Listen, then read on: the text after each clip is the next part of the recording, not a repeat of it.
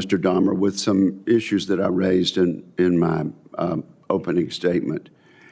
And let me say I very much appreciated the sentiments of your opening statement, particularly when you pledged to be a faithful partner to this committee, actively supporting critical oversight and seeking input as we work together on a common goal.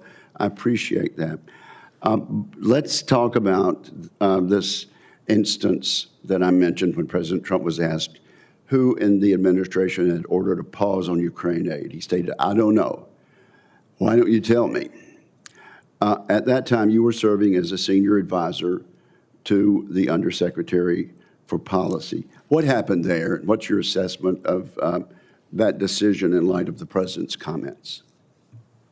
Well, thank you, Mr. Chairman. I think, as you correctly pointed out in your opening statement, President Trump has been very clear that the United States is continuing to provide aid, military materiel to Ukraine. I'm not aware of any pause in that aid. I think there's been some, I'm aware of a lot of inaccurate reporting in the public on this, but I'm not aware of any pause. So you're saying that when the President was asked who had ordered the pause, you questioned and you challenged that a pause had been ordered at all. That's right, Mr. Chairman. I'm not aware of a pause in military aid to Ukraine. Well, do you have?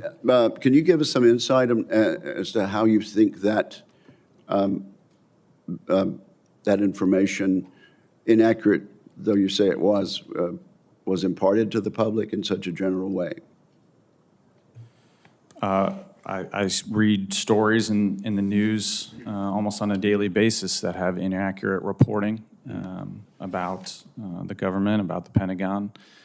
So I can't say specifically how that report. A pause in Ukraine security assistance in and around early July was never ordered.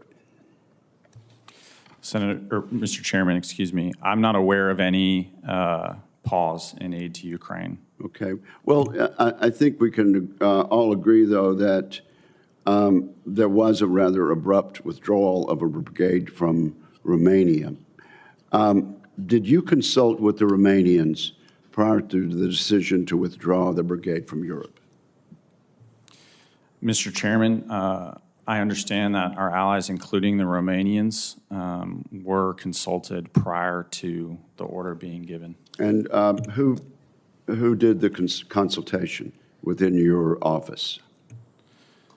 Mr. Chairman, I'm not aware of who specifically discussed with the Romanians, but if confirmed, I would be very happy to brief you in the committee. I understand the committee has been briefed, or rather the Congress has been briefed no less than 4 times on this issue, to include 3 times prior to the public announcement being made.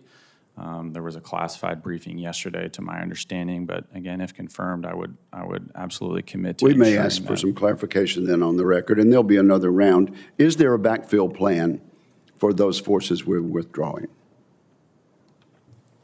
Mr. Chairman, I would just point to, again, as you did in your opening statement, President Trump's historic success at the Hague summit this summer. I think the conclusion of this rotational deployment is a success story. But our allies. Just yes or no, is perhaps there will not be a backfill plan. I just wonder if there is, to your knowledge, a backfill plan, or if that is not in the works.